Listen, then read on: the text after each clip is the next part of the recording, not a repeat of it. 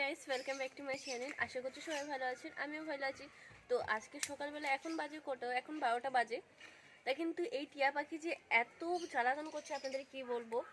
তার জন্য আমি পাখনাটাও কেটে দিয়েছি। দেখুন, এই শুধু কামড়ানোর জন্যই ব্যস্ত। ও বাবা, দেখো দেখো ক্যামেরার সামনে দেখো কেমন করছে। মোট কথা এই ক্যামেরার সামনে আসতেই চায় না, এমন করে করছে না যে যাতে ক্যামেরাটাই খেয়ে নেবে ও। আমার খুব ভয় লাগে এই গায়ে হাত দিতে। ও,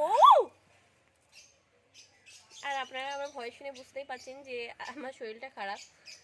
তো আর এই যে এত জ্বালাতন করছে সেটা আমি কি করবো, তার জন্য পাখনাটাই আমি কেটে দিয়েছি। তার জন্য উঠতেও পারছে না, আর এদিক থেকে ওই দিকে করছে এরকম শুধু। আর ক্যামেরা দেখলেই না এরকম হা করছে, কামড়ে নেবে। দেখো, দেখতে পাচ্ছেন আপনারা, এই শুধু হা করছে কামড়ে নেওয়ার জন্য। শুনেছি নাকি টিয়া পাখিরা নাকি চোখও তুলে নেয়, তার জন্য আমার খুব ভয় লাগছে এর পাশে যেতে। আর এই যখন তাকাচ্ছে তো এত ভয় লাগছে কি বলবো আপনাদেরকে। আর এই ঠোঁটটা কিন্তু খুবই লাল, এতটাই লাল দেখুন।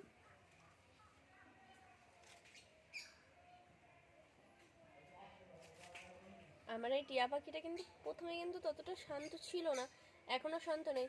এর কারণ হলো এটা, এ ডাকে না কিন্তু যখনই এর কেউ গায়ে হাত দেবে, যখনই কোনো খরগোশ, যদি আমার খরগোশ আছে তো বাড়ি, তো ওই খরগোশ যদি ওর খাঁচার ওইখানে যায় তাহলে এ ডাকে, না তো এমনি সময় ডাকে না।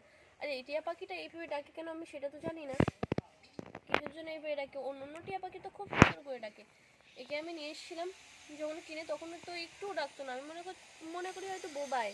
তারপরে যখন দেখি খরগোশ গেছে এর কাছে, তখন দেখি ও চিল্লাচ্ছে ক্যাক ক্যাক করে। কীভাবে ডাকছে তা কে জানে। এই ডাকটা শুনতে তো আমার নিজেরই ভয় লাগে, আরও যদি রাতেরবেলা শুনি এই ডাকটা। দেখো আস্তে আস্তে আগার দিকে চলে আসছে, আর খুব দুষ্টুমি করছে, এত দুষ্টুমি করছে যে কি বলা যায় সবাইকে। আর এই চোখ দুটো কিন্তু খুব লাল।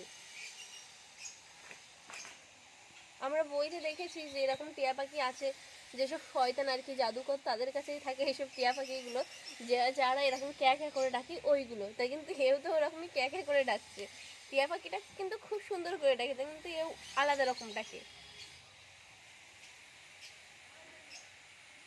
আর এত জ্বালাতন করছে যে শুধু পালানোর ধান্দা। দেখো এদিক থেকে ওইদিক, এদিক থেকে ওইদিক করছে শুধু, কি করা যায়। আর আমার এত ভয় লাগছে কি বলবো আপনাদের। খুব ভয় লাগে আমার, কারণ এর ঠোঁট দুটো না খুব বড়। আর এই যখন কাউকে কামড়াবে, একটু আগে ডালে কামড়াচ্ছিল দেখলাম, একদম পুরো ডালটাই করে নিল। ডালের যেসব ওই গাছের ছাল থাকে ওই ছালটাই করে নিল একবারেই। যদি আমার হাতটা দিই তাহলে আমার হাতটা একদম কেটে রক্ত বার করে দেবে। তার জন্য আমি আমার হাতটা ওর দিকে বাড়াচ্ছি না। একে যখন ধরি তখন জাল দিয়েই ধরি, কারণ এই জালও পর্যন্ত কেটে দেয়। এর ঠোঁটে যে এত। এই নিচে গেছিস কেন, উপরে আয়, ভয় লাগছে তো, আয় আয়। দেখো কোথায় কোথায় ঘোরে, এখন নিচে পেয়েছে না, মাটির ছোঁয়া পেয়ে দেখো খুঁজছে, দেখো কত সুন্দর করে। আর লেজটা কিন্তু খুব বড় এর।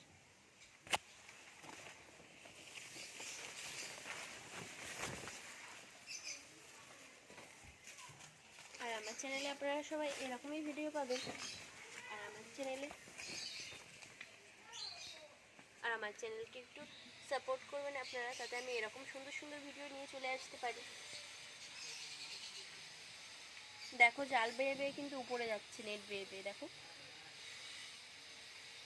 টিয়া পাখিদের তো এরকমই স্বভাব। আর এখানে কিন্তু বড় বড় মান কিছু গাছ আছে, তার জন্য ঠিক মতো দেখা যাচ্ছে না। আরে কোথায় যাচ্ছিস ওই দিকে, বাড়ির দিকে যাস না কেন?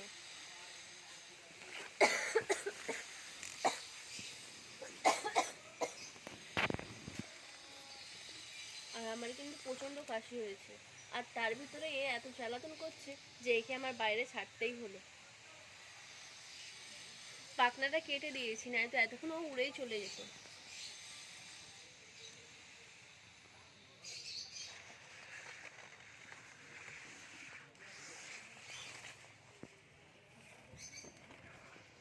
আর আমার ভিডিও যদি আপনাদের যদি ভালো লেগে থাকে তাহলে লাইক কমেন্ট শেয়ার অবশ্যই করবেন।